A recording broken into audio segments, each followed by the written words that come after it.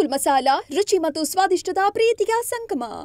ದರ್ಶನ್ ಪವಿತ್ರ ಗೌಡ ಸೇರಿ 7 ಆರೋಪಿಗಳಿಗೆ high court big relief. ಜಾಮೀನು ಸಿಕ್ಕರೂ ದಾಸನಿಗೆ ತಪ್ಪಿಲ್ವಾ ಟೆನ್ಷನ್?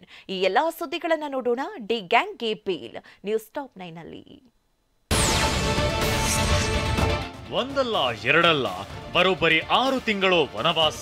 ರೇಣುಕಾಸ್ವಾಮಿ ಕೊಲೆ ಪ್ರಕರಣದಲ್ಲಿ ಅರೆಸ್ಟ್ ಆದ ದಿನದಿಂದ ಬೆನ್ನು ನೋವಿನಿಂದ ಮಧ್ಯಂತರ ಬೇಲ್ ಪಡೆದು ಆಸ್ಪತ್ರೆ ಸೇರುವವರೆಗೂ ದಾಸ ನಿತ್ಯ ನರಕವನ್ನ ಅನುಭವಿಸಿದ್ದಾನೆ.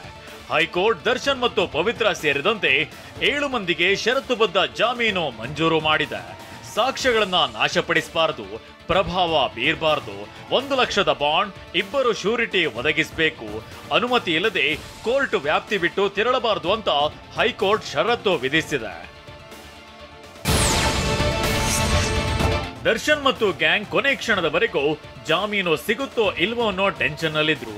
ಆದ್ರೆ ಬೇಲ್ ನೀಡಲು ಹೈಕೋರ್ಟ್ ಹಲವು ಕಾರಣಗಳನ್ನ ಉಲ್ಲೇಖಿಸಿದೆ. ದರ್ಶನ್ ಸೇರಿದಂತೆ ಆರೋಪಿಗಳಿಗೆ ಕ್ರಿಮಿನಲ್ ಹಿನ್ನೆಲೆಯಲ್ಲ. ಕಳೆದ 6 ತಿಂಗಳಿನಿಂದ ಆರೋಪಿಗಳು ಬಂಧನದಲ್ಲಿದ್ದಾರೆ. ಈ ಪ್ರಕರಣದಲ್ಲಿ 262 ಸಾಕ್ಷಿಗಳಿದ್ದಾರೆ. 587 ದಾಖಲೆಗಳನ್ನ ಸಲ್ಲಿಸಿದ್ದಾರೆ. ಈ ಎಲ್ಲಾ ಸಾಕ್ಷಿಗಳ ವಿಚಾರಣೆ ಮುಗಿಯೋದು ವಿಳಂಬವಾಗಲಿದೆ ಅಂತ ಕೋರ್ಟ್ ಹೇಳಿದೆ. ಪೊಲೀಸರ ಬಂಧನ ಪ್ರಕ್ರಿಯೆ ಬಗ್ಗೆಯೂ ಆಕ್ಷೇಪ ವ್ಯಕ್ತಪಡಿಸಿದೆ. ಪೊಲೀಸರು ಆರೋಪಿಗಳನ್ನ ಬಂಧಿಸುವುದಾಗಿ ಲಿಖಿತ ಕಾರಣವನ್ನ ಒದಗಿಸಬೇಕು. ಆದ್ರೆ ಆರೋಪಿಗಳಿಗೆ ಒಂದೇ ಮಾದರಿಯ ಕಾರಣಗಳನ್ನ ನೀಡಲಾಗಿದೆ. ಪ್ರತಿಯೊಬ್ಬ ಆರೋಪಿಗೂ ಪ್ರತ್ಯೇಕ ಕಾರಣಗಳನ್ನ ಒದಗಿಸಬೇಕು ಅಂತ ಹೈಕೋರ್ಟ್ ಆದೇಶದಲ್ಲಿ ಉಲ್ಲೇಖಿಸಿದೆ. ಇದಿಷ್ಟು ಪೊಲೀಸರ ಬಂಧನ ಪ್ರಕ್ರಿಯೆ ಮತ್ತು ಕೋರ್ಟ್ ಟ್ರಯಲ್ ವಿಚಾರವಾಗಿ ಹೈಕೋರ್ಟ್ ನೀಡಿದ ಕಾರಣವಾದ್ರೆ, ರೇಣುಕಾಸ್ವಾಮಿ ಕೊಲೆ ಪ್ರಕರಣದ ಸಾಕ್ಷಿಗಳ ಬಗ್ಗೆಯೂ ಹೈಕೋರ್ಟ್ ಸಂಶಯ ವ್ಯಕ್ತಪಡಿಸಿದೆ. ಅರೆಸ್ಟ್ ಮೆಮೋಗೆ ಸಹಿ ಮಾಡಿದ ಸಾಕ್ಷಿಗಳು ತಮ್ಮ ಹೇಳಿಕೆಯಲ್ಲಿ ಅದನ್ನ ಉಲ್ಲೇಖಿಸಿಲ್ಲ. ಪ್ರತ್ಯಕ್ಷ ಸಾಕ್ಷಿಗಳ ಹೇಳಿಕೆ ಬಗ್ಗೆ ರಿಮಾಂಡ್ ಅರ್ಜಿಯಲ್ಲಿ ಉಲ್ಲೇಖವಿಲ್ಲ. ಪ್ರತ್ಯಕ್ಷ ಸಾಕ್ಷಿಗಳ ಹೇಳಿಕೆಗಳಲ್ಲಿ ವಿರೋಧಾಭಾಸಗಳಿವೆ. ಆರೋಪಿ 12 ಮತ್ತು ಆರೋಪಿ 13ರ ಅರೆಸ್ಟ್ ಮೆಮೋಗೆ ಜೂನ್ 11ರಂದೇ ಸಾಕ್ಷಿ ಸಹಿ ಹಾಕಿದ್ದಾನೆ. ಆದ್ರೆ ಈ ಸಾಕ್ಷಿಯ ಹೇಳಿಕೆಯನ್ನ ಮಾತ್ರ ವಿಳಂಬವಾಗಿ ದಾಖಲಿಸಲಾಗಿದೆ. ಹೇಳಿಕೆ ದಾಖಲಿಸಲು ವಿಳಂಬ ಮಾಡಿದ್ದಕ್ಕೆ ವಿಚಾರಣೆಯನ್ನ 2 ತಿಂಗಳ ನಂತರ ದಾಖಲಿಸಿದ್ದಾರೆ ಅಂತ ಹೈಕೋರ್ಟ್ ಪೊಲೀಸರ ತನಿಖಾ ಲೋಪವನ್ನ ಹೇಳಿದೆ. ರೇಣುಕಾಸ್ವಾಮಿ ಮೇಲೆ ಹಲ್ಲೆಗೆ ಆರೋಪಿಗಳು ಬಳಸಿದ ವಸ್ತುಗಳು ಕೊಲೆಯ ಉದ್ದೇಶದಿಂದಲೇ ಸಂಗ್ರಹಿಸಿದ್ರು ಎನ್ನಲಾಗುವುದಿಲ್ಲ. ಕೊಲೆಯ ಉದ್ದೇಶಕ್ಕೆ ರೇಣುಕಾಸ್ವಾಮಿಯನ್ನ ಕರೆತರಲಾಗಿತ್ತು ಅನ್ನೋದು ವಿಸ್ತೃತ ಸಾಕ್ಷಿ ವಿಚಾರಣೆ ಬಳಿಕವಷ್ಟೇ ಅಂತಿಮ ನಿರ್ಣಯಕ್ಕೆ ಬರಬಹುದು.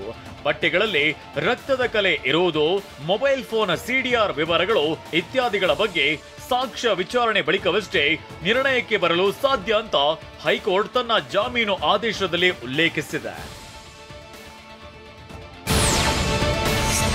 ಗ್ರೌಂಡ್ಸ್ ಆಫ್ ಅರೆಸ್ಟ್ ಬಗ್ಗೆ ಸಾಮಾನ್ಯ ನಮೂನೆ ನಿಗದಿಪಡಿಸಬೇಕು ಅಂತ ಪೊಲೀಸ್ ಮಹಾನಿರ್ದೇಶಕರಿಗೆ ಹೈಕೋರ್ಟ್ ಸೂಚನೆ ನೀಡಿದೆ. ಬಂಧಿತರಾದವರಿಗೆ ಬಂಧನದ ಲಿಖಿತ ಕಾರಣಗಳನ್ನ ಒದಗಿಸಬೇಕು. ಇದರ ಪ್ರತಿಯನ್ನ ರಿಮಾಂಡ್ ಅರ್ಜಿಯೊಂದಿಗೆ ಕೋರ್ಟ್ಗೆ ನೀಡಬೇಕು. ಈ ನಿಯಮಗಳ ಪಾಲನೆ ಬಗ್ಗೆ ಮ್ಯಾಜಿಸ್ಟ್ರೇಟ್ ನಮೂದಿಸಬೇಕು ಅಂತ ವಿಚಾರಣಾ ಕೋರ್ಟ್ಗಳಿಗೆ ಹೈಕೋರ್ಟ್ ನಿರ್ದೇಶನ ನೀಡಿದೆ.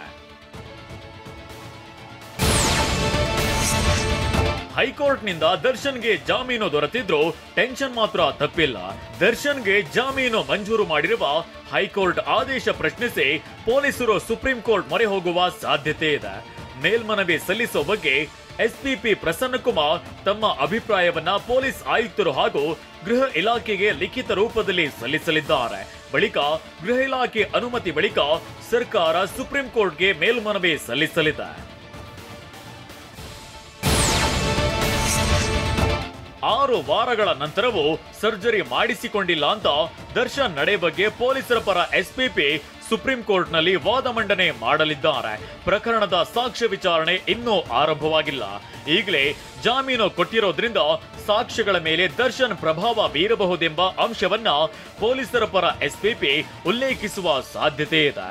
ಹೀಗಾಗಿ ಸದ್ಯಕ್ಕೆ ದರ್ಶನ್ಗೆ ಜಾಮೀನು ಸಿಕ್ಕರೂ ಟೆನ್ಷನ್ ಮಾತ್ರ ಕಡಿಮೆಯಾಗಿಲ್ಲ.